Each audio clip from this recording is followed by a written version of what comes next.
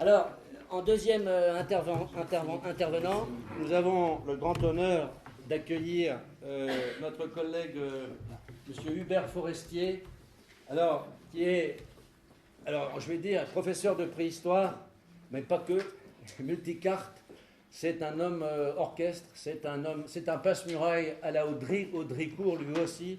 Il est professeur au Muséum national d'histoire naturelle du département Hommes et Environnement de l'unité mixte de recherche 71-94 du CNRS et du Muséum, Institut de paléontologie humaine et Université de Perpignan via Domitia.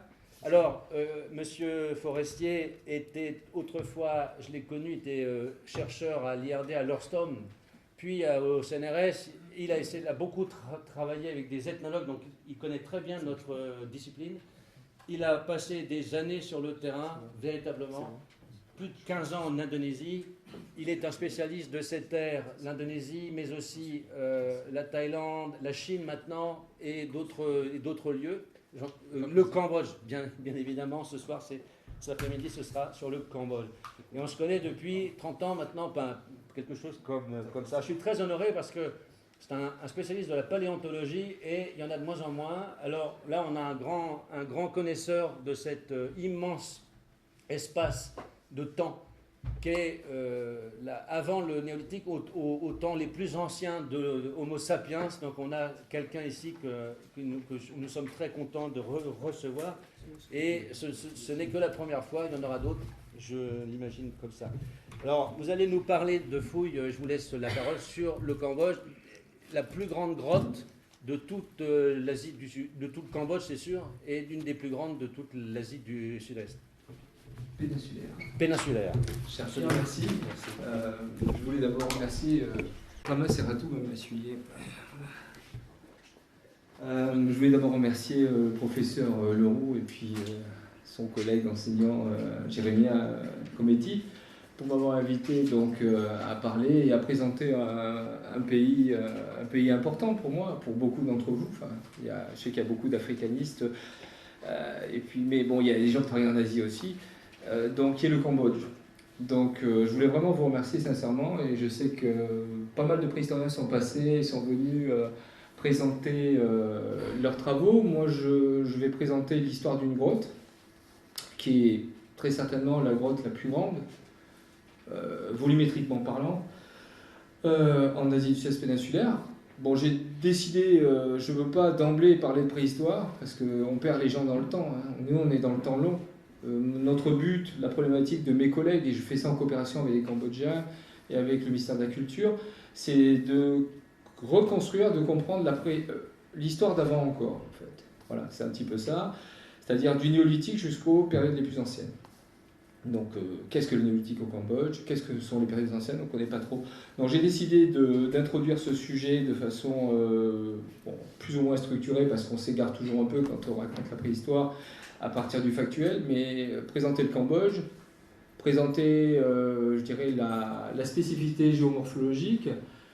Ensuite, présenter aussi la préhistoire qui tourne autour de cette Asie du Sud-Est très brièvement, c'est-à-dire toute l'importance du Cambodge au sein de cette énorme préhistoire, sachant que les colonisations viennent forcément du sud de la Chine et de la Chine, que ce soit pour les Homo erectus, les hommes très anciens, on a dû parler Valéry Zetoun, mon collègue, qui a d'ailleurs participé depuis 10 ans au Cambodge, et moi-même je participe en Thaïlande à ces fouilles. Et puis parler, après ce contexte-là, régional, parler du contexte aussi de l'histoire de la recherche archéologique préhistorique au Cambodge. Si je dis archéologique au Cambodge, ça n'a pas de sens, parce que archéologique c'est encore, donc je ne veux pas exister. Alors je parle d'archéologie préhistorique, au moins je suis dans une chronologie de temps qui est avant encore, c'est-à-dire avant les grands royaumes, etc. Et enfin, je vais vous présenter les principales découvertes depuis 10 ans, du plus récent jusqu'au plus ancien. Donc en fait, toute une diachronie qui est inscrite sur 10 mètres d'épaisseur stratigraphique. Donc c'est-à-dire que la stratigraphie archéologique ici, sur 10 mètres, vous voyez le trou au centre, là, vous le verrez mieux après, représente, si vous voulez, un enregistrement comme une bande dessinée, comme un livre sur lequel on va pouvoir déchiffrer et tourner les pages, comme un vaste palimpseste sur 10 mètres, qui est aussi un enregistrement sédimentaire, bien sûr pédologique, et qui a enregistré aussi des traces de climat passé. Je n'ouvrirai pas la question de la paléoclimatologie, ni le paléo-environnement ici parce qu'elle est en cours d'étude. Je me restreindrai uniquement au factuel et à la chronologie. Donc, c'est une mission qu'on a débutée il y a maintenant 10 ans, 11 ans, donc avec le ministère de la Culture, mon collègue Enxo Paddy, et c'est une mission qui va s'inscrire dans 5 missions en Asie du Sud-Est, en Thaïlande, avec des réseaux effectivement CNRS. Aux Philippines, c'est des mises en réseau de missions préhistoriques en Asie du Sud-Est. Java, bien sûr, la mission préhistorique Franck Potaï, qui est dirigée par mon collègue Zetoun. Donc le Cambodge intervient, si vous voulez, au sein de différentes missions en préhistoire, avec à la fois une dimension académique et une dimension aussi d'échange entre Asiatiques. Parce que le but, c'est d'apprendre à fouiller. C'est aussi des techniques de fouille qu'on peut, à travers tous ces pays, échanger, et on peut pouvoir dialoguer sur des données scientifiques. Voilà, alors pourquoi relancer les recherches préhistoriques au Cambodge alors qu'ils ont un drapeau national? Je crois que c'est le seul parmi les drapeaux du monde où il y a, il y a un document archéologique dessus. C'est vrai que passer après la grande archéologie angkorienne, pas facile. En tout cas, le Cambodge se situe, pour ceux qui ne connaissent pas, à environ 11 000 km de la France. C'est une zone tropicale, donc une cuvette, grande cuvette, qui est centrée autour d'un grand lac, une grande réserve de biodiversité qu'on appelle le Tonlé Sap. Et vous avez la vallée du Mékong, avec le fleuve Mékong qui coule et qui a dû drainer des populations. Moi, je fais partie des préhistoriens, puisqu'on parlait d'immigration à l'instant. Je pense que les hommes préhistoriques font comme les avions, ils ont suivi les grands fleuves, hein, le Mékong, la Salaween, le Chao Phraya. Et on se rend compte que les principaux sites, à l'heure actuelle, sont le long de ces voies fluviales. Donc ça, c'est quelque chose d'important. S'il n'y a pas d'eau, il n'y a pas de vie. D'ailleurs, au bout de 3-4 jours, quand on ne s'alimente plus en eau, on risque de mourir, on meurt. Donc ça, c'est quelque chose qui est important, qui est de la donnée un peu vitaliste, mais elle est très importante. Donc, c'est un climat de mousson, saison sèche de novembre à avril, donc on fouille en février-mars, juste avant les grosses chaleurs, et saison des pluies, jusqu'à son crâne ici. Voilà. Saison des pluies de mai à octobre. Voilà. Et l'influence des reliefs sur les précipitations, bon, c'est variable. Il y a 2 mètres d'eau par an à certains endroits, d'autres 4 mètres d'eau, ça dépend les aires orographiques. Le Cambodge, qu'est-ce que c'est? Alors, avant de tomber dans la préhistoire, c'est de la plaine, de l'eau, des mines, et encore. Si vous devez retenir quelque chose, c'est à peu près ça. C'est quelques photos pour vous montrer ce qu'est le Cambodge. Un pays merveilleux d'ailleurs, hein, déjà un peuple de l'eau. Et puis, bon, bien sûr, je passe sur Angkor, qui est bien sûr très connu. Origine de l'Inde ou de l'indénisation, il y a 4 choses. Hein. Là, j'en ai mis 3. C'est d'abord le bouddhisme, c'est l'alphabet qui vient d'Inde. C'est le palmier borassus aussi, qui est très connu, qu'on retrouve. La vache à bosse, et aussi dans la charrette à fond plat, qui vient d'origine indienne. Donc, je ne fais pas de parallèle, mais je dépeins un peu ce qu'est le Cambodge. En ce qui concerne le relief physique, je vous ai montré à l'instant, c'est une plaine, c'est entouré de socs métamorphiques très anciens, précambriens, et vous avez pas beaucoup de relief, un petit peu sur la partie est, et la partie ouest avec la chaîne de l'éléphant et le cardamone. Et notre région d'étude est dans cette région nord-ouest du Cambodge, si vous voulez, encore est par ici, et on se situe au nord-ouest du Cambodge. Donc on est dans des sédiments quaternaires au centre, qui ont été drainés par le grand lac Tonlé Sap, et vous avez le Mékong, avec les chutes de Khun ici, le Laos, et on a, vous verrez, des sites préhistoriques qui vont être le long du Mékong, et puis après aux endroits où il y a des grottes et des abris. Donc on avait 2 solutions, chercher des sites en bord de Mékong, pas facile, parce que les contextes alluviaux, les terrasses, pas simple au niveau conservation, on en a trouvé, issus je rappelle un peu l'histoire, de travaux très anciens, et c'est des formations fluviatiles, et après, le but était de reprendre des enregistrements en grotte, c'est-à-dire ce livre ouvert qu'on va fouiller. Après une dizaine d'années, je vous montrerai ce qu'on a trouvé. Pour vous montrer une autre idée de la topographie du Cambodge, qui est assez resserrée pour l'archéologie, parce que si on cherche des reliefs, il n'y en a pas beaucoup. Il y en a ici, sur la partie ici, puis la frontière, après via le Vietnam. Les Vietnamiens sont un peu plus gâtés. D'ailleurs, tout le nord est quand même constitué d'une chaîne calcaire d'origine permienne qu'on va retrouver au Cambodge et qu'on va retrouver jusqu'à Krabi en Thaïlande. Ça fait de très beaux reliefs calcaires, je vous en montre quelques-uns. C'est exactement la même formation, c'est ce qu'on appelle le karst tropical humide, karst à tourelle, mogote, qu'on retrouve à la fois au Cambodge, dans la région du Kampot, mais aussi dans la région nord. Alors plus ou moins formé, plus ou moins érodé. Vous avez la région du Nord-Vietnam, qu'on connaît bien, Hoa Binh, j'y reviendrai tout à l'heure. Bon, là, on est dans ce qu'on fait de mieux peut-être en termes de relief, c'est Chiling, donc c'est dans le Guangxi, c'est les Stone Forest, où il y a la rivière Li. Je crois que c'est l'aboutissement de ce qu'on peut faire en termes de relief karst tropical humide. Et enfin, on l'a aussi dans d'autres territoires qui sont Cuba, donc tropicaux. En ce qui concerne ces karsts, ces formations, les grands sites préhistoriques, alors bien sûr, il y a l'endroit où nous travaillons, je dis nous parce que je travaille en coopération avec mon collègue Sopadi et l'Université des Beaux-Arts de Phnom Penh et le ministère de la Culture, donc où on travaille, de temps en temps je dirais je, mais ne voyez pas ça comme une possession de ma part, c'est un raccourci. Et vous avez des grands centres au nord qui était anciennement le Tonkin, qui a donné la richesse de la préhistoire indo-chinoise, on va dire. Ça fait partie de tous ces reliefs du nord du Vietnam qui ont donné de grands sites, j'y reviendrai. La frontière anémitique, on a beaucoup de grottes, beaucoup d'abris. On en a aussi au Laos, on dirait les karsts de Vampieng ici. Et on a, pour les préhistoriens, une possibilité d'aller travailler dans ces terrains quand il y a de la conservation de matériel archéologique, ce qui n'est pas évident. Je reviens au Cambodge et je vous montre juste les endroits où on est allé, parce qu'on a tourné, on a fait des prospections avec les partenaires. Il y avait 3 endroits. Il y avait la région de Prévière, qui est très minée encore, à la frontière du Laos, qui est compliquée, plus les chutes de Khun, le passage du Mekong, les inondations, très difficile au niveau conservation et sédiments. On avait le Kampot, qui a été sondé par Jean-Pierre Carbonel il y a quelques années, qui avait donné des karsts et des remplissages du néolithique.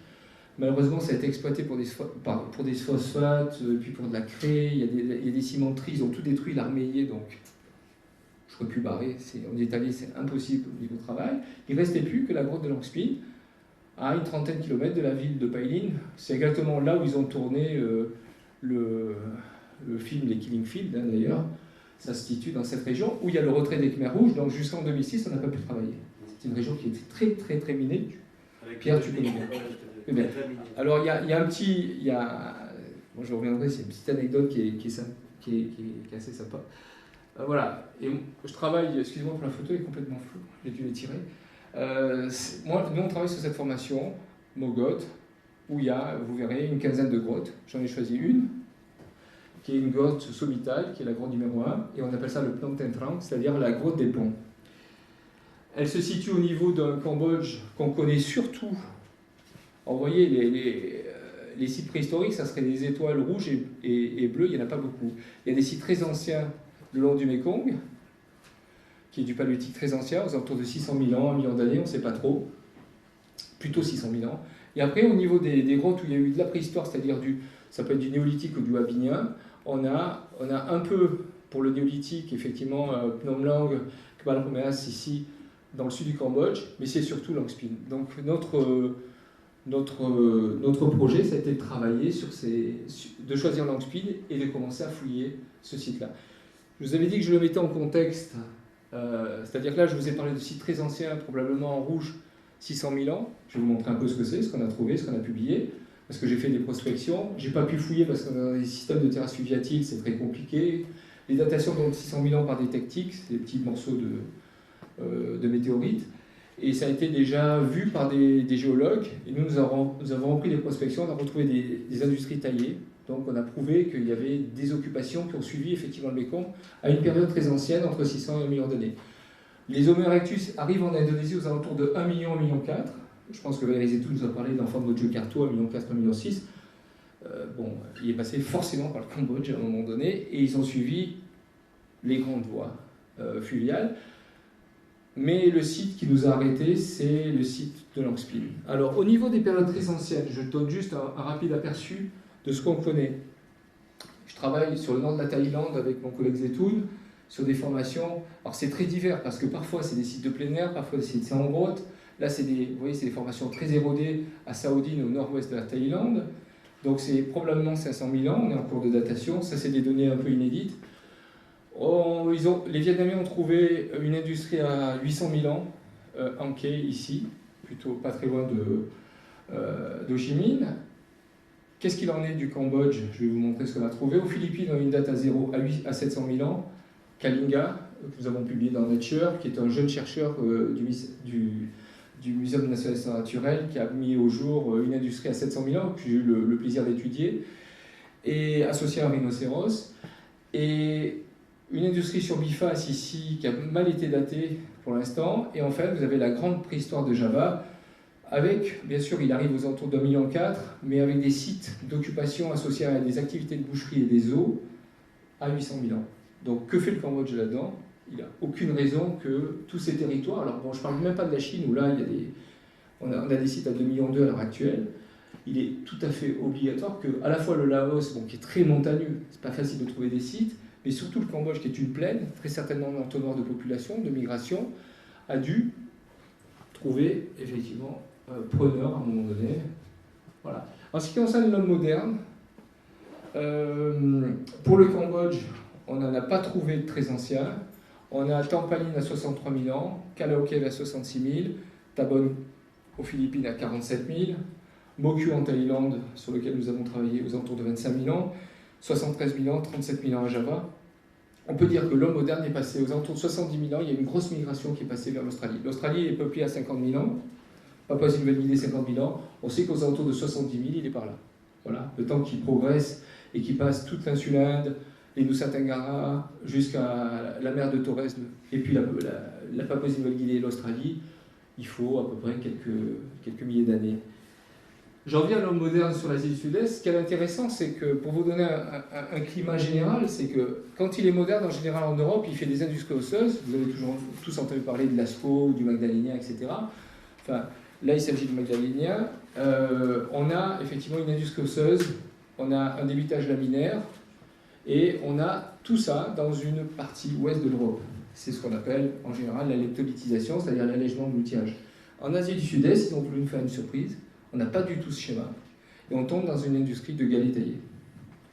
Alors, qui sera associée très certainement à un outillage sur le végétal, qui a disparu, mais qu'on retrouve. J'ai une étudiante qui travaille sur les microtraces, notamment du bambou, et qui arrive à mettre en évidence à l'heure actuelle, par le tranchant des outils, les traces de bambou et les traces de végétal. Il faut savoir que le bambou à 60%, je finirai dessus parce que ça peut être qu'une conférence, hein, il y a 60% de silice. Silice contre pierre, ça fait quelque chose d'intéressant. Voilà. Donc, je veux dire, ils n'étaient pas plus bêtes, ils ne sont pas restés au niveau des gros outils taillés. Bien au contraire, ils avaient dû inventer, très certainement par les tropismes des lieux, une industrie encore plus légère que ce qu'il y avait en Europe à l'époque. Ça, c'est une hypothèse. Gourou en a parlé, des ethnologues en ont parlé, Condominas en a parlé. Il y en a pas mal. Voilà. Le Wabinien et la pierre taillée, donc pour l'homme moderne, on le doit à une dame dans les années 20. Je sais que Pierre, ça fait plaisir. Elle aussi, c'est une héroïne, elle a fouillé 80 grottes, 62 exactement, mais bon. Au Nord-Vietnam, ça c'est une photo que j'avais prise il y a quelques années. Donc dans le massif, pas loin de Do Ha Binh, un petit peu au nord de la côte. Et elle a mis en évidence effectivement ces gros cailloux assez plats, des unifaces, on appelle ça. Et elle appelait ça du Wabinien. Voilà. Cette dame les a entreposés au musée d'Hanoï, hein, certains le connaissent. Hein, et ces industries font partie du patrimoine du sud-est asiatique et partie du Vietnam. Ils mettent une date à 40 000 ans. Bon, ils appellent ça le late paléolithique. C'est paléolithique final, ça appartient à l'homme moderne. Pendant très longtemps, vu que c'était assez fruste et archaïque, entre guillemets, ils s'en sont pas trop vantés, parce qu'en Europe, on vantait plutôt l'allègement de l'outillage, et on pensait que l'homme, universellement, avec des concepts universels, allait donner de l'allègement. Non, en Asie du Sud-Est, on est très certainement dans une industrie, je vous disais, dans le végétal. Donc en fait, les outils en pierre sont relégués au rang de second. Alors qu'en Europe, pendant les glaciations, il y a moins d'herbes, il y a moins de, si vous voulez, de végétal. Et on a fait des lames de pierre, on a fait des allongements dans la pierre, dans le minéral. Donc là, vous voyez ce genre de pièces, qui sont des pièces de musée. C'est une femme extraordinaire, hein. Non seulement elle a défini le Wabinien, mais en plus, elle luttait à la fois contre les gens comme... elle a été rivée, il y a Sedès au milieu, voilà, c'était un monde d'hommes, il faut se remettre dans les années 20-30, c'était quand même quelqu'un d'assez important qui a pu, et qui a été rattaché à l'école française Extrême-Orient, Elle était géologue, et elle est née à Strasbourg d'ailleurs. Née à Strasbourg. Et la plaine des Jarres. Et la plaine des Jarres, bien sûr la plaine des Jarres. Sur l'Oabinien, elle a créé le concept Oabinien, et on lui doit ça.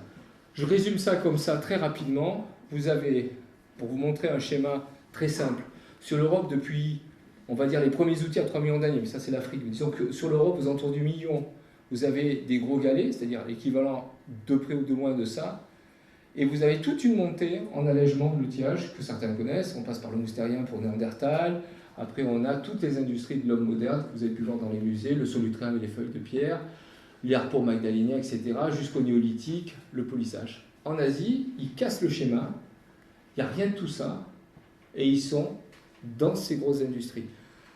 Donc, Oabinien, donc notre but au Cambodge, c'était en tout cas de trouver un site, Langspin, parmi plein d'autres sites, je ne vais pas tous les détailler, il y en a beaucoup en Thaïlande. Alors pourquoi il y en a plus en Thaïlande qu'ailleurs? Parce qu'il y a eu plus de recherches en Thaïlande pendant un siècle, c'est tout. Voilà, tout simplement. Ils étaient plus organisés, ils n'ont pas eu la guerre, ils ont colonisé tout le monde, ça y est, je l'ai dit. Donc en fait, ils n'ont pas eu les affres de la guerre, et ils ont eu des chercheurs de qualité avec lesquels on travaille. Nous, on fait faire de la politique, on fait de la préhistoire.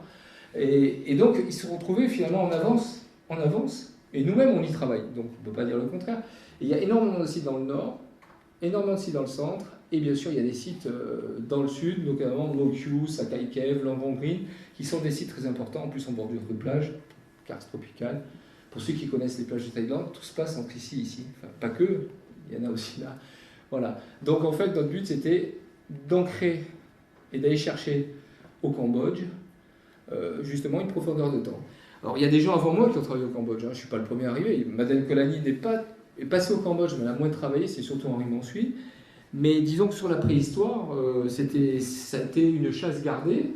Alors je vais vite, hein. Émile Cartalia, qui est le premier professeur de préhistoire à Toulouse, dans les années 1880, a écrit des articles dans les années 1070 sur le Cambodge. Je veux dire, c'était assez extraordinaire, parce qu'après c'est tombé dans l'oubli. Vous avez des gens comme Henri Mansuy, qui a beaucoup travaillé sur le Grand Lac Tonlé Sap, et notamment le site de Saint-Montseng, Louis Malray, Edmond Saurin, surtout, grand géologue qui a fait quasiment toute cette partie d'Asie du Sud-Est péninsulaire, je crois, à cheval, enfin, c'est des aventuriers. Jean-Pierre Carbonel et Saurin ont travaillé en géologie, ils ont sorti un grand bouquin de géologie sur le quaternaire cambodgien. Philippe Grelier, tout le monde le connaît, son papa aussi. Et Paul Lévy qui a travaillé sur la céramique et les périodes récentes. Après sont arrivés dans les années 60, Roland Mourer, qui était directeur du département du musée Guimet de Lyon, voilà, et Cécile Mourer, paléontologue, que j'ai eu moi-même en cours en DE1 au muséum, et qui ont décidé dans les années 64, alors que Roland était coopérant, d'ouvrir un site. Élève de Rouen pour l'un, élève de Ponte de Lyon pour Cécile. Ils ont décidé, voilà, c'est grâce à eux finalement qu'on est au Cambodge. Et ils ont mis le doigt sur Langspin en disant c'est une grotte importante. Je suis obligé de passer par là parce que le Cambodge a été... ils se sont répartis finalement le travail. Les industries très anciennes, je disais, le long du Mekong, notamment c'est les travaux de Saurin. Sur les sites, les terres surélevées, c'est surtout Grelier, c'est de la protohistoire, surtout Philippe Grelier, Carbonel qui a travaillé à Phnom Lang, et surtout toute la géologie du Cambodge. Encore bien sûr Philippe Grelier, plus les autres. Et Boulbé aussi, bien sûr. Boulbé, bien sûr, sur Balspin. J'aurais dû le mettre, en fait. Ouais. C'est une erreur. Je ne peux pas mettre les deux, peut-être. C'est inconscient. C'est vrai. Je ne sais pas. Voilà.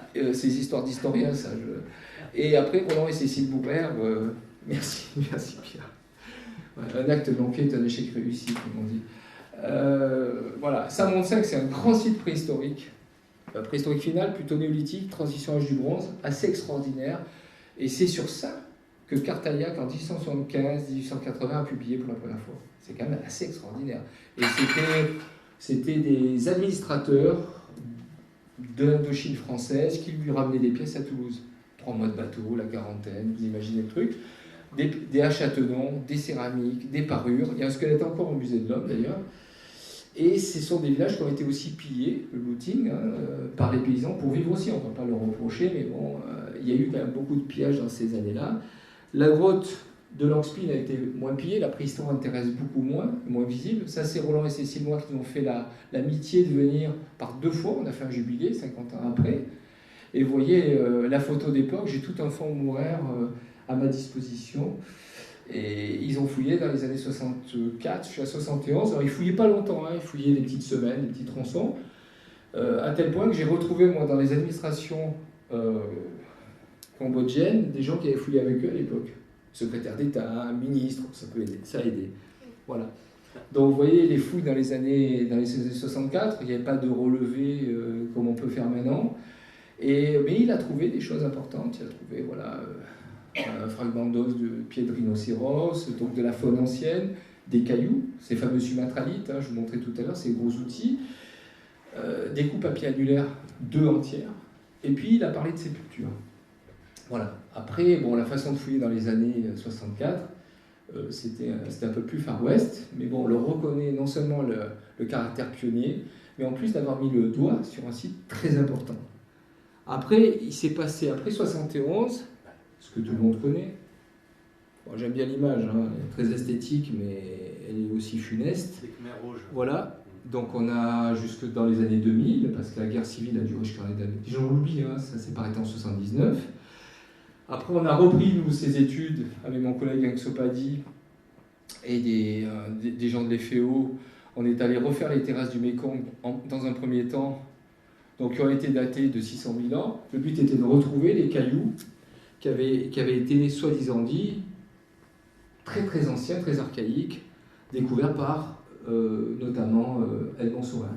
On a retrouvé effectivement des pièces très anciennes, alors soit sur bois silicifié, exactement ce que Movius raconte au niveau de la Birmanie, des pièces très anciennes, retouchées, vous voyez, bois silicifié, soit des pièces en quartz, comme ici des denticulés, des choppers, et des pièces qu'on retrouve sur des terrasses.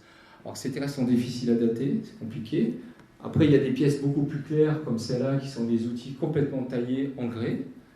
Et on a publié ça il y a quelques années, mais avec les datations de l'époque, qui étaient de 600 000 ans. C'est très certainement peut-être plus ancien, peut-être aux alentours du million d'années. Donc moi, je ne suis pas étonné que le Cambodge ait une préhistoire très ancienne d'un million d'années. On a ouvert cette fenêtre, on ne l'a pas refermée, mais on a voulu mettre un point sur cette chronologie qui nous paraissait importante, et c'était à la demande du partenaire. Ce qui nous intéresse, c'est ce PNOM. Donc on est venu donc, quasiment 50 ans après Roland Mourer, avec son crédit et ses encouragements, parce que je ne serais pas permis d'aller réouvrir une grotte aussi importante que Langspin, parce qu'ils ont publié un peu dessus, quelques 47 ans après, et c'était en Dieu. Donc une grotte qui se situe, donc je vous l'ai dit, au nord-ouest du Cambodge, au niveau des contreforts, pas loin de la frontière thaï, je passe assez. Alors il n'y en a pas qu'une de grotte. Il y en a beaucoup, il y a Phnom Spo ici, Phnom Banan ici, donc qui ont été récupérés à des fins religieuses, cultuelles, intouchables à l'heure actuelle. Il ne restait plus que notre Phnom ici, que l'on retrouve parmi d'autres, effectivement, formations calcaires, mais avec une difficulté de progression, et ça c'est des photos qu'on a faites. Donc c'est extrêmement dangereux. C'est des percuteurs. Oui, c'est des percuteurs. Voilà, il y a des mines à peu près partout. Quand vous posez la question aux gens qui déminent, vous dire voilà, on a démité, je sais pas moi, des millions, il en reste des millions et il y a 1,5 million ou 2 millions qu'on ne connaît pas. Donc quand même, c'est des endroits très compliqués au niveau travail. On a vécu avec un fil d'Ariane pendant 3 ans dans la grotte, on en a trouvé 2. On a trouvé celui-là et on a trouvé une mine antipersonnelle au pied de la grotte. Donc c'était des refuges des Khmers rouges, dès qu'ils se sont retirés après les événements. Voilà la photo du Phnom dans les années 60 par Roland Mourer. Vous voyez la différence de végétation. Et là, à l'heure actuelle, quand on va à la grotte, quand on monte en haut, on a un champ de manioc, de cassava, Monsanto d'ailleurs au passage. Voilà. Phnom Tentrang, c'est 14 grottes. Nous, on a fouillé avec la grotte numéro 1. C'est une formation qui est énorme. Toutes ces grottes ont été occupées. Il faut voir ça comme un immeuble. Voilà, il faut voir ça comme un immeuble. Et nous, on a occupé, on a pris le loft. Hein. En 2 mots, on n'a pas cherché. Eux non plus, d'ailleurs. Et ça fait 500 mètres par 300 mètres. On y monte donc par un petit chemin dans la partie centrale. Tout ça, c'est des grottes. Alors, il y a la grotte 12 qui est très, très, très riche. Vous voyez ce qu'on a trouvé. On a trouvé plus de 300 pièces lithiques. donc les gens occupés. Il y a très certainement toute une dimension territoriale à faire. Moi, c'est peut-être pas moi qui la ferai, puisque moi je m'occupe de la grande queue numéro 1 et j'ai assez de travail. Mais je pense que dans l'avenir, il y aura vraiment peut-être avec de la géomatique, avec peut-être du SIG de façon poussée, peut-être travailler sur les structurations, les emplacements spatiaux de toutes ces grottes qui ont sûrement des fonctions plus ou moins différentes. Alors il y en a certaines qui ont été vidangées, vous voyez ici, par des moines, des anachorètes qui sont restés pendant des mois et qui vident la grotte pour se faire des litières, pour abriter. Enfin, ils font le travail, ils fouillent, hein, vous allez me dire, mais bon. Voilà. La grotte de Langspil, donc c'est un plafond de 48 mètres. Qu'est-ce que j'ai fait ? 48 mètres, il y a 3 on ne se rend pas trop compte, mais c'est 1000 mètres carrés au sol. C'est une première pièce ici. Il défile tout seul. Une première pièce ici, une deuxième ici et une dernière là. La photo écrase un peu. On appelle ça la grotte des ponts parce qu'il y a une arche naturelle avec un plafond qui a permis, l'effondrement du plafond a permis des énormes méga-blocs de sceller le remplissage. C'est-à-dire que toutes les pluies, elle n'est pas trop abîmée par la pluie, elle est très protectrice, mais disons que ces blocs nous ont facilité et ont permis de sceller le remplissage, ce qui nous a permis à nous d'arriver derrière à avoir quasiment la totalité du matériel. Il y a eu peu de lessivage. Voilà ce que ça donne. Bon, après quelques années de fouilles, hein, bien sûr, on l'a complètement éventré. Les archéologues, quand ils travaillent, on ne revient pas en arrière. Donc on a choisi de travailler uniquement sur la partie centrale. Pour la simple raison, c'est que Roland Maurer avait fouillé ici, dans cette partie-là, et avait trouvé une stratigraphie de 1,50 m à l'époque, en disant j'ai atteint le bedrock, j'ai atteint la roche-mère, si vous voulez, ici, et maintenant on est à 10 mètres. Donc quand il est revenu quelques années après et qu'on était à 5 mètres, 6 mètres, il ne reconnaissait pas toute la grotte. Et notre but, ça a été de travailler sur toute la continuité pour comprendre comme un transect la succession des niveaux. Je vais vous expliquer ça. Alors vous voyez l'immensité de la grotte, hein. Les gens sont assez petits ici, ça fait à peu près, vous avez 200 mètres carrés ici c'est quasiment 300 si je prends le pourtour, et là vous avez encore une salle, donc ça fait à peu près de ce bloc ici vers là où je suis, le nord, le sud étant là-bas, ça fait à peu près 1000 mètres carrés. Je vous montre sur le plan, ça donne à peu près ça. C'est assez gigantesque, on a travaillé que sur la deuxième partie, la plus centrale, où il avait trouvé une datation aux alentours de 8000 ans, en disant voilà, il y a certainement des sépultures, elles ont été mal positionnées, mais il y a une datation à 8000, pas pour le squelette, mais pour des niveaux anciens. Voilà. Donc ce qu'on a fait, c'est qu'on a fait un carroyage, et on a repris son sondage, on l'a remis au centre d'un carroyage plus systématique, et on a pu fouiller. On a gardé cette couche ici de contrôle, ce qui permet d'avoir la couche historique. Et quand il est venu, il a retrouvé sa couche.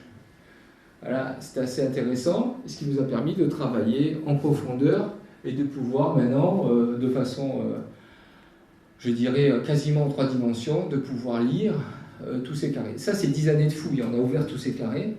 Alors, vous avez 3 périodes de Langspil. C'est compliqué parce que quand Roland Maurer a fouillé ici, il a fouillé, si vous voulez, il disait qu'il y avait des gros galets, si vous voulez, je vous ai montré tout à l'heure, mélangés avec de la céramique.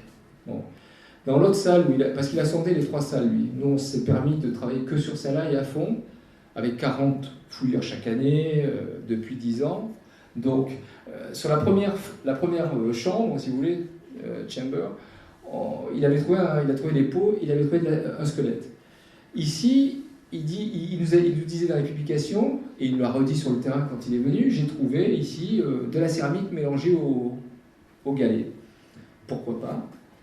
Et en fait, on s'est aperçu, et vous le voyez, ce qu'il y a de gris clair, c'est du néolithique, c'est-à-dire que c'est que des sépultures, sépulture, sépulture, sépulture, sépulture, et il y en avait sûrement une ici. Et tout ce qu'il y a de rayé, c'est ce qui se passe avant les sépultures, c'est-à-dire une période entre 5000 ans et 11 000 ans, dernier chasseur-cueilleur.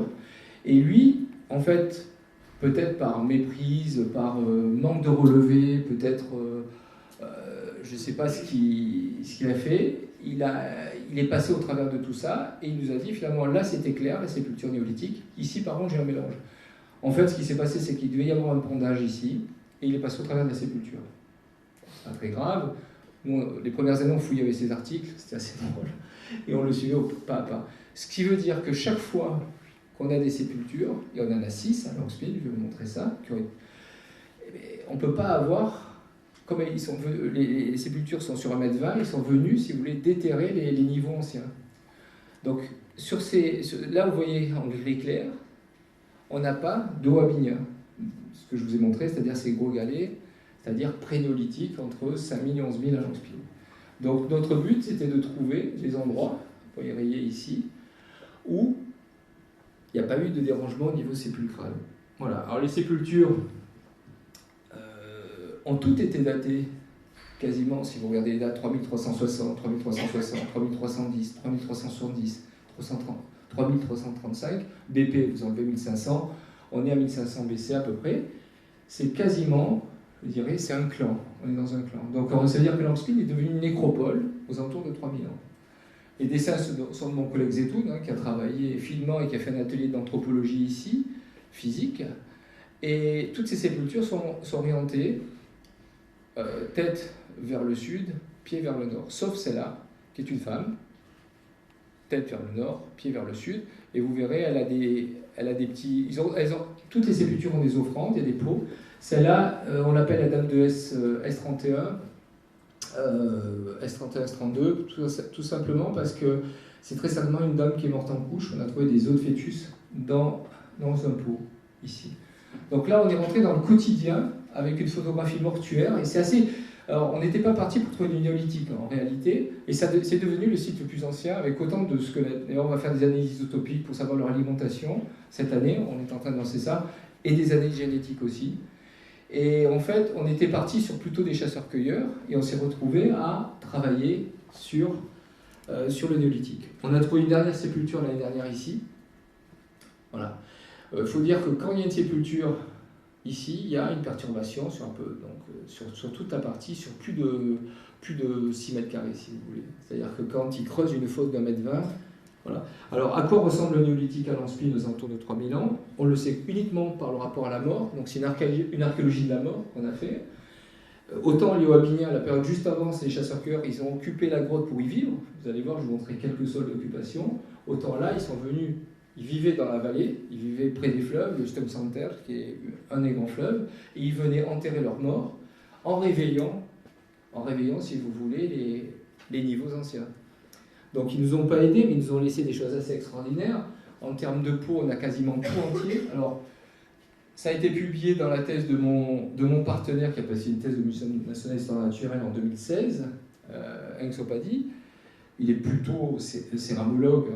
C'est une thèse qui a tourné autour de l'archéostratigraphie, mais il s'est concentré sur les céramiques. On a plusieurs types. Il y a des types annulaires ici. Il y a des formes qui sont plutôt fermées, des formes plutôt ouvertes. Des céramiques assez fines, qui sont très certainement pas des céramiques du quotidien. Elles sont extrêmement fines, elles sont toutes conservées. Alors c'est très émouvant parce que quand on fouille très finement, je vais vous montrer quelques photos. Alors elles sont un peu écrasées, donc tout ça, ça a été remonté, restauré au Musée national de Phnom Penh, à l'atelier de restauration, avec des mains de fées et des mois de travail. D'ailleurs, je remercie au passage tous les gens qui travaillent, je ne vais pas les nommer. Il n'y a pas de tour, là, c'est ça? Non, il n'y a pas de tour, c'est fantastique. C'est fait au Colombin, voilà. Ouais, c'est assez extraordinaire. Associé voilà, la céramique, quand on la trouve, elle est complètement écrasée, mais elle est entière, si vous voulez. Alors, parfois, elle est plus entière que ça, c'est-à-dire qu'elle est complètement posée. Parfois, elle a été écrasée par le poids des sédiments, par la taphonomie. Associé, on trouve souvent de la pierre polie, c'est du néolithique, donc pas de problème. Et voilà ce qu'on peut faire, ce qu'on peut détailler en termes de travail paléanthropologique. Ça, c'est le travail de Valérie Zetoun, qui a travaillé sur toutes ces sépultures. Voilà. Je vais vous les montrer une par une assez rapidement. Des formes fermées ici, très, très fines, une céramique qui est très fine, associée à soit des gouges, comme ici, soit des herminettes à tenons. Et vous voyez ce que donne une sépulture en cours de fouille. C'est une fouille très fine, c'est-à-dire, je pense que quand Roland Mourer a fouillé, c'était un problème de méthode de fouille, c'est-à-dire qu'il est descendu trop vite. Nous, on fouille centimètre par centimètre, millimètre par millimètre, et le but est de suivre l'anatomie, si vous voulez, du squelette. Si on ne connaît pas l'anatomie du squelette, on casse tout, en fait. Voilà. C'est-à-dire qu'on est au niveau du pelvis, il faut faire attention. C'est pas qu'on l'imagine, on le suit. Donc, on anticipe.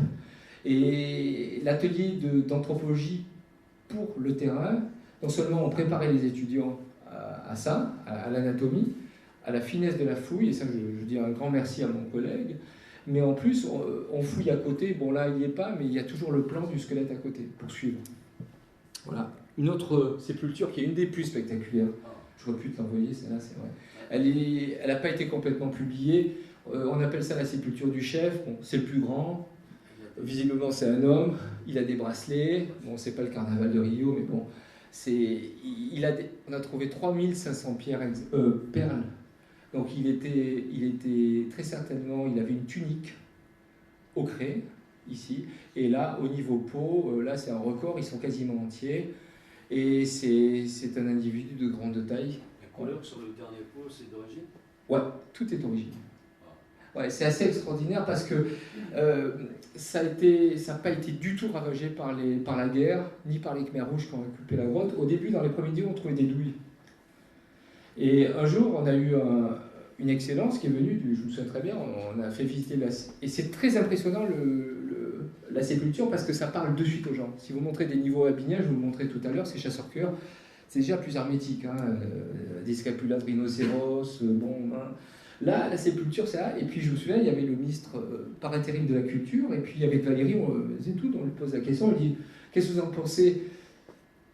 Et alors, il me regarde, et puis il me dit « Un, il n'a pas de cravate, donc c'est pas un Khmer rouge. » Ça, c'est bien. Et deuxièmement, c'est pas mon ministre, parce que je l'ai vu ce matin. Voilà. Donc, le rapport à la mort des Cambodgiens, certains le savent. Ils ont été très émus de voir ça, parce que c'est des populations pré-angkoriennes, alors pré-angkoriennes, avec une finesse. Alors, au début, on ne savait pas trop ce que c'était de l'albâtre, c'est des bracelets, c'est du coquillage. Alors, il n'y a pas la mer du tout à Langspin, hein. Vous avez bien vu où c'était. Donc là, il y a très certainement des réseaux d'échange. Tu sais à quoi ça ressemble ? Au disque des proto-indochinois dans les oreilles. Il y a ça, et on trouve beaucoup ce genre de disques à Kompanondi en Thaïlande, on trouve ça un peu en Asie du Sud-Est, sous forme de pierre en Birmanie, à des époques plutôt des époques du métal. Voilà, l'exemple d'une très belle sépulture. Voilà. On trouve exactement les mêmes objets, on les a mis en comparaison avec le grand site de plein air du Tonlé-Sap. Donc ça serait intéressant un jour, Etaï, Bamliok, et puis Kopavandi qui a été fouillé par Charles Hayam notamment. Et on retrouve en fait une homogénéité, je dirais, des modes d'inhumation au néolithique et à des périodes un peu vers l'âge du métal. C'est exactement le type de pièces identiques qu'on peut retrouver dans les sépultures du Tonlé-Sap, néolithique, et à Langspin. La différence, c'est que Langspin, c'est bien daté, et que ça s'est trouvé en stratigraphie et en contexte funéraire. Tonlé-Sap, ça a été trouvé en contexte marécageux et plutôt perturbé. Et non, parce qu'on dit toujours que dans les marécages, c'est mieux préservé, c'est pas le cas ? C'est mieux préservé pour l'os et pour le bois. Ah, par ailleurs, au niveau stratigraphie, marécage, c'est pas terrible. Voilà. Et puis, il y a beaucoup d'amas coquillés, puisqu'ils ont beaucoup consommé les coquilles, ça fait que c'est... Voilà. Donc, des analyses chimiques ont eu lieu il y a quelques temps au muséum, et c'est bien du coquillage. Alors, ils n'ont pas encore le nom de la bestiole. Je ne dis pas que c'est un murex, mais bon, c'est pas un conus, mais c'est un coquillage qui est en train d'être déterminé. Voilà une autre sépulture I-31, alors très intéressante, il y a une parure, donc c'est une canine de suidé. On a des crayons d'ocre, on a trouvé des carapaces de tortue entre les jambes, et des pots quasiment entiers ici. Vous allez dire c'est facile hein, à ce niveau-là, voilà. Et des pots quasiment entiers, il y en a quelques-uns cassés qui n'ont pas pu être remontés. Bon, je souligne aussi le caractère extraordinaire aussi des dessins aussi qui ont été faits par les Khmers. Bon, c'est des gens qui savent faire, qui ont fait un excellent travail. Voilà une autre sépulture différente, avec les genoux pliés ici, et pas très très riche, qu'on retrouve sur la partie est. Les genoux pliés, ce serait éventuellement repliés dans une jarre ? Ouais, alors non, ils ne sont pas dans des jarres, ceux-là, mais bon, je pense que Valérie aurait pu faire un jour peut-être une conférence sur ça. En général, quand on enterre les gens, on plie les genoux. C'est après, quand le corps se détend, il revient à l'horizontale. Parce qu'en fait, il y a de l'air dans la cage thoracique qui explose, et en fait, dès que que la chair a été consommée, donc il y a un évasement, du squelette au final. En fait, la position qu'on a au final, c'est la fin d'une chaîne opératoire mortuaire, pour prendre un terme d'ethnologue. Voilà. Donc là, c'est la dame S32 avec des os de fœtus trouvés ici et dans des petits pots. Donc c'est sûrement une dame qui est morte en couche il y a quelques 3000 ans. Voilà. Alors ils ont en commun, ces squelettes, un rituel qui est très intéressant. J'invite les ethnologues si ça les intéresse. J'avais lancé le sujet, mais ça n'a pas été trop suivi. C'est qu'il y a l'arrachage des incisives, soit supérieur, soit inférieur, systématiquement. Donc rituel, passage. J'ai demandé à Yang Shuling des données sur ça. T'en as ? Voilà. Chez les Khoi, il y a quelques données sur ça. C'est très intéressant parce qu'on est en train de chiffrer par ces sépultures le début de ce type de tradition qui serait un passage pas à l'âge adulte, mais qui serait un passage particulier dans la vie de jeunes gens. Ça a été fait durant le vivant de la personne. Vous voyez qu'il y a une cicatrisation alvéolaire. Et c'est quelque chose qu'on retrouve un peu partout en Asie du Sud-Est. Moi j'ai vu ça chez les Mentawai. Bon, limer les dents. Au large de Sumatra. Au large de Sumatra. Donc c'est des choses qu'on retrouve. On retrouve chez les Khoi au Cambodge. Tous les proto-indo-chinois pratiquaient ça. Il y a des articles qui les décrivent très bien, notamment ceux de Albert Maurice et de Pierre Huard aussi. D'accord. Je te les communique. Je reviendrai vers toi. Valérie cherchait des données sur ça. Ce qui est intéressant, c'est que nous on chiffre. Il y a 3000 ans, ils faisaient déjà ce genre de pratique. Ça, c'est intéressant parce que c'est un fait irréfutable. Et vous voyez la cicatrisation. Hein. C'est pas du tout l'arrachement à la fouille ou post-mortem. Hein. C'est des choses qui ont été cicatrisées pendant la vie de l'individu. Juste pour vous montrer à quoi ressemble une coupe stratigraphique. Alors, quand il y a le néolithique qui arrive, perturbation sur 1,20 m. Donc, quand on voit que le Wabinien était jusqu'ici, il est perturbé sur quasiment une grosse partie. Donc, vous voyez... c'est exactement cette coupe qui est ici. Voilà, c'est pour vous montrer un peu comment on travaille. On fait des projections d'objets, donc spatiales ou verticales. On voit que quand il y a une sépulture, tout ce qui est orange, c'est le squelette en projection. Tout ce qui est rouge, c'est les céramiques. Tout ce qui est bleu, c'est le Wabinien. Ils ont tout mélangé. C'est-à-dire que non seulement ils ont creusé un trou, mais après ils ont repris la terre, ils ont remis les objets. Je me souviens d'avoir fouillé ici en début, je voyais de la céramique mélangée. Là, je me suis remis dans l'époque de Roland Mourer, qui a dû traverser une sépulture. Et donc, finalement, vous fouillez du remanié jusqu'à la sépulture. Donc, si la sépulture fait 1,10 m, vous avez 1,10 m de remanié. Si elle fait 1,50 m, voilà. Il y a une moyenne à 1,20 m. Lockspeed, ils ont fait des sépultures sur 1,20 m. C'est comme ça. Ils creusent des fosses sur 1,20 m. Voilà ce que ça donne. Alors, au niveau du Wabinien non perturbé, c'est-à-dire le niveau avant sépulture, si vous voulez, néolithique 3000 ans, le Wabinien, c'est les derniers chasseurs-cueilleurs, si vous voulez, c'est les mésolithiques, je prends un terme européen, c'est-à-dire les derniers chasseurs-cueilleurs de la forêt tropicale, qui font ces gros galets dont je vous montrais au début, dont Madame Colani a parlé dans les années 20. Sous quelle forme sont représentés le Wabinien ? Voilà, quand ce n'est pas perturbé par les néolithiques, on a des sols extrêmement plats, avec associés des vertèbres, du galet, vous voyez, et on fouille très finement les cuisines de ces gens.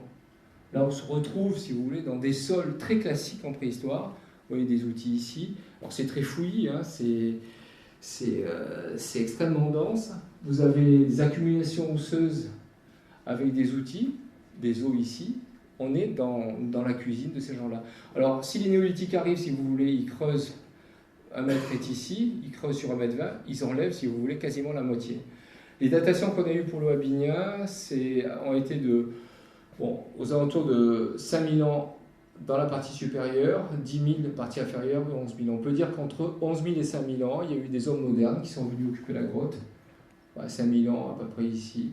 Voilà. On a trouvé un crâne Wabinien, mais je ne le présente pas aujourd'hui parce qu'il est en cours d'étude. Le niveau supérieur à 5000 ans est très anthropisé, vous voyez très noir ici, moins anthropisé ici, il y a encore du matériel ici, mais l'essentiel du matériel c'est quand même entre 70 et 80 cm. gros outils, comme je vais vous montrer. Donc notre but était de comprendre non seulement ces outils, leur diversité, et je ne vais pas trop rentrer dans les détails, mais surtout leur association avec la faune chassée. Quelle était la faune de l'époque? Est-ce que c'était une forêt-galerie, une forêt tropicale, une forêt fermée, une forêt ouverte? Je vous montre un peu rapidement à quoi ressemble le solo. Là, vous avez l'atlas, une grosse vertèbre d'un bovidé. Vous avez, ça c'est du cervidé ici. Vous voyez des outils ici. Bon, je vous ai montré cette photo tout à l'heure. Et vous avez des gens qui ont habité le long des parois. Bon, si les néolithiques arrivaient, ils détruisaient tout, ils enterraient leurs morts. Après, vous avez un peu de parure, des oignons, du scapula de rhinocéros, du cervidé ici, énormément de serpents. Là, j'ai un paléo-herpétologue qui vient pendant 20 jours travailler sur les serpents de Longspin, parce qu'entre les pitons, les serpents communs et les Ophiagus ana, comme les cobras royaux, c'est extrêmement compliqué de voir ça à travers les vertèbres. Alors, le meilleur spécialiste des serpents en Asie du Sud-Est, c'est Serpendilaos par Jean Neuve à Lorstom, qui est valable pour toute l'Asie du Sud-Est. Exact, exact. Et là, alors lui, il travaille sur les serpents actuels. Oui. Là, en paléontologie, là, on est sur l'os. Hein. Là, au niveau des vertèbres, il faut faire vraiment la différence. Donc, ils sont allés se former en anatomie comparée. Et là, ils vont attaquer le travail au mois de novembre. Voilà. Le matériel lithique, ça c'est Roland Moer qui était venu avec nous, se situe. Alors, ils allaient chercher du galet très particulier, notamment ce qu'on appelle la cornéenne, mais il y a aussi un peu de calcaire et du grès, pas très loin de la grotte. Maximum 5 km, et puis les ruisseaux attenants où on trouve du galet, et ramener ces galets à la grotte. Au niveau des méthodes de taille, je vais passer assez vite, ils font des fracturations, ce qu'on appelle en split, pour ouvrir 2 galets et faire des outils. Je passe sur ça, c'est de l'analyse technique. Et puis on a pu reconstituer des chaînes opératoires, soit sur split, c'est-à-dire des galets fendus, soit c'est plutôt du chopper, c'est-à-dire un tranchant dégagé à partir d'un galet plutôt ovoïde, ou bien sûr les unifaces wabiniens, qu'on a baptisé les unifaces Colani. Voilà ce genre de pièces sur lesquelles on travaille, qu'on dessine, avec bien sûr aussi un micro-outillage qui est présent dans ce matériel. Vous remarquerez, je parlais de civilisation du végétal, il n'y a pas une pointe. Pour des chasseurs-cueilleurs, il n'y a pas une pointe. Donc moi j'étais parlé de ce postulat, est-ce qu'il existe des chasseurs-cueilleurs sans pointe? Ça c'est une autre conférence aussi. Mais voilà le matériel wabinien qu'on retrouve aux alentours de 11 000, 5 000 ans. Ça pouvait être en végétal, non? C'est en végétal. Voilà. Alors c'est un matériel qui est difficile à étudier parce que c'est des matières qui sont pas silicieuses, qui sont rugueuses. Mais tout ça a été trouvé en stratigraphie. Tous ces objets ont été codés en 3 dimensions, ce qui permet des projections sur un plan archéostratigraphique. On a des pièces, bien sûr, après on s'y habitue, hein, je veux dire, c'est des pièces qui ont demandé du travail et de l'analyse. On a quelques pièces exceptionnelles avec des débuts d'emmanchement, comme vous pouvez y voir ici, qui peut-être laissent penser que c'est peut-être plus complexe que de simples galets. À voir. En ce qui concerne la faune, je passe assez vite, c'est une faune essentiellement du bovidé, extrêmement compliquée les bovidés. Ils disent bovinés en plus, les paléontologues. Il y a un peu de rhinocéros, il y a beaucoup de tortues, et il part tout seul. Et il y a surtout tout ce qui est gore, bantène. Voilà, c'est extrêmement compliqué. Qui ont disparu d'ailleurs. Qui ont disparu. Donc retrouver à partir d'anatomie comparée, à partir de données, de sources ou de dessins, c'est très très compliqué pour eux. Après, bien sûr, il y a du sanglier et il y a très très peu de singes dans les 8%, ce qui indiquerait qu'il ne s'agit pas d'une forêt complètement fermée, qu'on est déjà dans une situation de plaine, plutôt de forêt-galerie. Voilà. Voilà. Alors, l'intérêt arrive, je dirais, le final est là, c'est-à-dire que là, j'étais dans les niveaux, je vous disais 1,50 m, Roland Moer s'est arrêté là. Maintenant, on est quasiment à 10 mètres, on a ouvert sur 4 mètres carrés, et notre but, c'est d'avoir, si vous voulez, les entrailles de cette grotte qui, après le Wabinian, on voulait savoir ce qu'il y avait comme matériel. Ça, c'était il y a 4-5 ans, ça commence à devenir dangereux, on est à 5 mètres. Et bien sûr, relevé avec des tubes en plastique pour avoir les altitudes. Et on a pu mettre en évidence, bon, grâce à un système qu'on a mis au point l'année dernière, c'est-à-dire que maintenant on est à 10 mètres, donc on a fait un système d'étayage, on n'a pas l'ascenseur, mais presque. Et en fait, avec une sécurité, ce qui nous permet de travailler dans ce puits, qui nous donne toute la profondeur de temps, puisqu'on est arrivé à 71 000 ans. Ce qui fait le site le plus ancien d'Asie du Sud-Est continentale. Continentale péninsulaire, j'insiste, parce que sur Java, on est à 200 000 ans en grotte. Après, il y a des sites de plein air qui sont plus anciens. Les terrasses du Mékong sont à 600 000. Mais je parle en grotte, en stratigraphie, si vous voulez, sédimentaire. Il y a tout un enregistrement climatique qui se passe sur 71 000 ans. Et c'est pas fini, puisque 71 000 ans, c'est à 5 mètres. On est maintenant à 10 mètres. Donc on a, voilà. Alors, qu'est-ce qui se passe entre la fin du Wabinien? Alors, si je reprends la coupe, si vous voulez, le Wabinien se situe en partie supérieure, jusqu'à 10 000, 11 000 ans, on est là. Le néolithique, si vous voulez, il est par là, quand il vient le perturber. Après, on a une industrie à silex qui se promène entre 11 000 et 26 000 ans. Difficile à évaluer, mais bon, c'est une autre. Il refuse d'utiliser les galets comme en haut, c'est-à-dire il passe à l'utilisation d'une matière première locale, c'est-à-dire trouvée dans l'environnement proche de la grotte. C'est assez intéressant au niveau des techniques. C'est plutôt de l'éclat, c'est pas du façonnage. Vous voyez la différence. Et puis, juste en dessous de la date de 71 000 ans, sous un niveau à argile, on a trouvé 3 galets très anciens, dans un contexte qui n'est pas galé. On est dans une argile sédimentaire, qui sont des pièces très très importantes. On a une date donc à 60... Alors vous allez me dire, comment ça a été daté? Alors, la plupart du temps, c'est du C14 jusqu'à 11 000. 26 000 ans, c'est de l'OSL. Je ne vais pas détailler, c'est des méthodes par luminescence qui permettent de dater le quartz à l'intérieur des sédiments. Donc c'est des datations assez sûres. Ce qu'il me faudrait maintenant, c'est d'avoir une datation un peu planchée. Je vais vous montrer les cailloux qu'on a trouvés. Ça n'a rien à voir avec ce qu'on a au-dessus. Donc vous voyez le caillou qui a été trouvé ici. On a trouvé 3 galets taillés, 3 blocs plutôt taillés.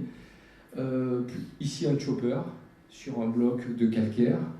Là plutôt un chopping tool avec des arêtes, des enlèvements d'un côté et des enlèvements de l'autre. Vous voyez les enlèvements. Et un bloc qui a été utilisé avec une utilisation qui est polaire ici.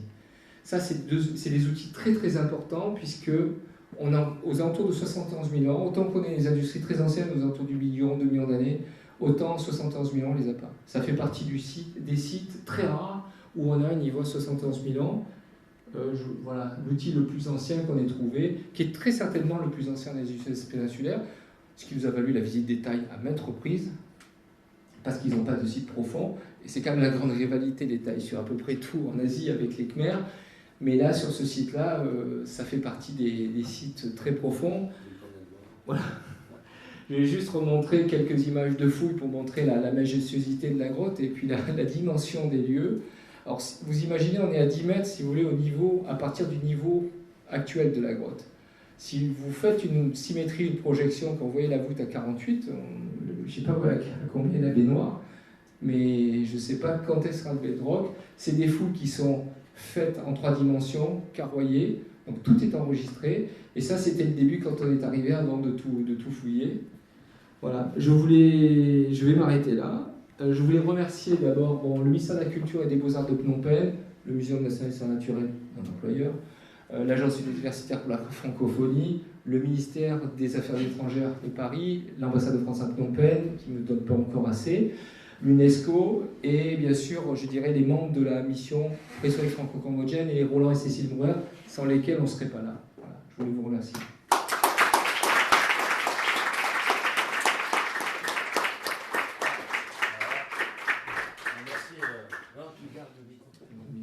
Merci, c'était vraiment d'abord passionnant mais très utile pour la synthèse qui est très rare. Hein.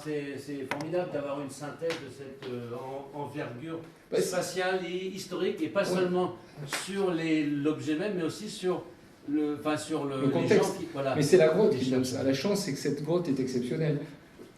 Des questions Présentez-vous. Brian Minec, première année en anthropologie à Strasbourg.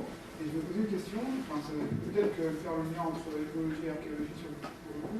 Sur les sépultures, vous avez dit à un moment donné que les sépultures qui présentaient des hommes étaient tournées vers une direction et les femmes une autre. Et je me souviens d'un cours du professeur René Sommet où, lorsqu'il y avait un mort dans les villages en Afrique de l'Ouest, eh bien, les hommes avaient la tête tournée, le regard vers l'Est, parce qu'ils se levaient le matin le matin, ils se levaient et regardaient vers l'Est pour savoir quand ils devaient aller travailler au champ. Et les femmes vers l'Ouest, pour savoir quand elles devaient retourner chercher de l'eau pour les hommes qui travaillaient au champ. Et je me posais la question pourquoi, là, en l'occurrence, on n'était pas vers l'Est et l'Ouest que les sépultures étaient tournées. Mais vers le nord et le sud, c'est ça? Nord et sud. Non, et là, je voulais savoir pourquoi. Je vais avoir du mal à répondre, mais vu l'allongement de la grotte, ils se sont mis dans le... Bon, il faut imaginer les gens peut-être venir en cérémonie, je veux dire, c'est pas des moments... Nous, on fait une archéologie de la mort, et je remercie mon collègue Zetoun du PMC, d'ailleurs, qui est partenaire du séminaire avec le professeur Leroux. Hein. Donc, on a travaillé surtout sur le positionnement et sur le... Si vous voulez, quand on fouille une sépulture, il faut prendre ça comme une photographie. D'ailleurs, j'ai essayé de donner des images, pas de l'évolution de la fouille, parce que c'est très long à fouiller. Il faut quasiment un mois pour dégager un squelette sans le casser, parce que vous avez vu, ils sont entiers. Ça, c'est le travail de Valérie, je le salue, parce que c'est un travail minutieux. Et puis, on peut pas le fouiller sans connaître, je le dis, l'anatomie. Pour ça, c'est difficile. Alors, effectivement, je dirais que les hommes sont tous, je dirais, dans la même orientation.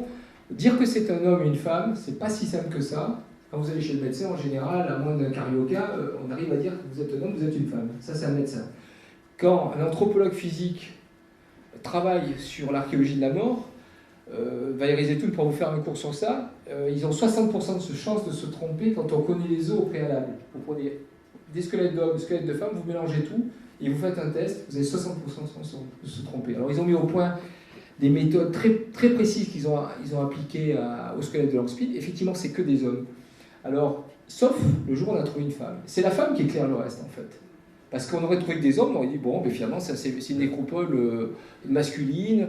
Et finalement, il y a quelqu'un qui a l'air richement doté, avec plusieurs peaux, des bracelets, ça a l'air d'être un chef, avec une tunique, il y a plus de 3500 petites perles, très finement percées, donc forêt. Là, je n'ouvre même pas le sujet, il y a un forêt, etc. Et là, vous avez quand même, on peut parler déjà de rituel et surtout peut-être de différenciation sociale. Parce que le squelette du chef, là, avec les bracelets, est plus riche, effectivement. Après, pour l'organisation il aurait fallu trouver une deuxième femme. Peut-être dans le même sens. C'est-à-dire, à ce moment-là, on aurait pu dire, voilà, mais les femmes, dès qu'elles arrivent, elles sont mortes, on les met dans l'autre sens. Dans les sociétés traditionnelles actuelles, sociétés malaises, par exemple, péninsulaires, ou Khai Lao Khmer et les proto-indo-chinois, dans les maisons d'habitation, il y a un espace homme qui est frontal sur la façade et un espace femme qui est derrière la cuisine. Il y a une séparation et toutes les maisons sont orientées soit à l'est, soit au sud, jamais à l'ouest, jamais au nord. Et dans les pagodes, alors toutes les pagodes, c'est Louis Gabaud qui me le fait remarquer, toutes les unités d'habitation des bonzes, par exemple, sont au sud. C'est lié symboliquement, métaphoriquement à la vie. Le sud, le nord à la mort, l'est à la naissance et l'ouest à la... l'ouest c'est la mort et le nord c'est la préfiguration de la mort. Et peut-être que c'est plus ancien que le bouddhisme. On n'a pas de réponse à ça. Nous, on n'a pas de réponse. C'est le stock de squelettes en place le plus complet, je pense, d'Asie du Sud-Est continentale aussi, parce qu'on en a trouvé 6 sur la salle 2, mais la salle 9 fait 300 mètres carrés. Je pense que je laisserai la mission dans 3 ans à un archéologue funérariste qui est en train de faire sa thèse et qui va en trouver sûrement 17. En fait, ils sont tous les 2 mètres. Ça aussi, on peut regarder tous les 2. Ils nous ont laissé la paroi, parce qu'au moins on a le Abinien qui est en place, mais ils ont enterré leurs morts tous les 2 mètres. C'est-à-dire que je me souviens, Valérie sur le terrain disait, mais là je suis sûr qu'il y a Maccabée qui est comme ci, comme ça. À la fin, on arrivait à anticiper même, et on disait aux étudiants, allez doucement, parce que là, vous allez très certainement. Dès que vous commencez à avoir des pierres un peu verticales, vous sentez que c'est une fosse, ça a dû bouger, et là c'est parti, vous avez Maccabée. Maintenant, je pense qu'on aurait dû trouver une deuxième femme, et là on aurait eu peut-être un semblant de sens dans la direction.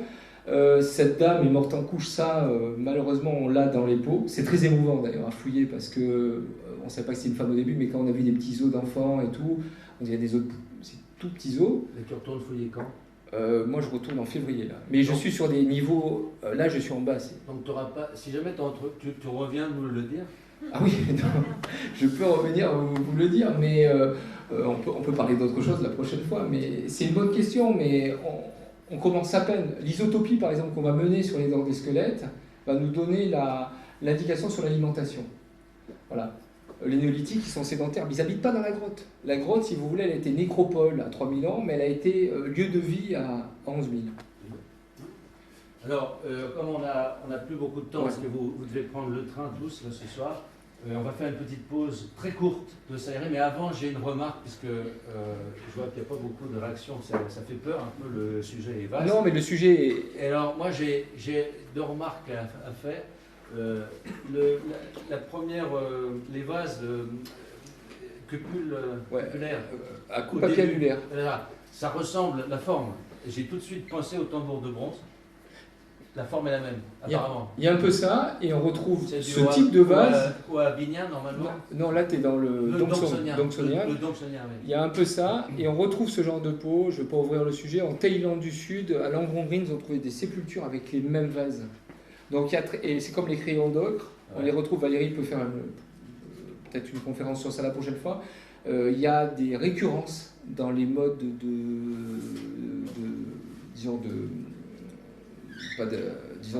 des modes funéraires, en tout cas, dans ces pays, très certainement aux alentours de 3000 BP. Alors, la deuxième remarque, c'est les coquillages. Donc, je ne sais pas si tu as trouvé beaucoup de choses. J'ai réédité en 93 les travaux de Jacques de Morgan, archéologue, explorateur de Azerbaïdjan. C'est ça? Azerbaïdjan. Non, mais lui, il a le code d'Hammurabi, ça. Mais là, il a travaillé, c'est de sa jeunesse, il faisait de l'ethnographie des Sakai, des pygmées de Malaisie. D'accord. Et associé à son enquête, il y a le travail je travaille sur les coquillages. Et j'ai toute une monographie de tous les types de coquillages de la région. Le livre, on te l'apporte dans 10 minutes. D'accord. Ça, tu auras au moins un échantillonnage, parce que c'est rare, ça a été publié en 1886 et c'est introuvable. La remarque que je voulais faire, c'était à propos des hachetonnons en pierre. Alors, on les retrouve à l'identique, cette fois en métal maintenant. Je les ai retrouvés moi-même chez les Moken de l'archipel de Thaïlande et des Andamans entre Thaïlande et Birmanie, de langue austronésienne. Et je les ai retrouvés également à Bornéo, chez les Merap et chez les Mengai de la province Kalimantan Est, et sous la même forme, emmanchée pour faire soit une hache, soit une herminette, soit une doloire. Et ça s'appelle, dans les deux sociétés qui sont très loin l'une de l'autre, plusieurs milliers de kilomètres, c'est Beliong. Le même.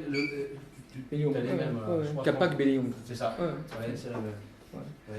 J'ai juste un mot sur la conférence d'avant. Je pense qu'il y a quelque chose à gratter chez Gilles Deleuze, ça me revient, sur la déterritorialisation, sur la migration chez Deleuze. C'est très intéressant. Dans 1000 plateaux, il a écrit des choses extraordinaires sur la façon de se déterritorialiser. Voilà, c'est tout. Je pense à toi. Merci.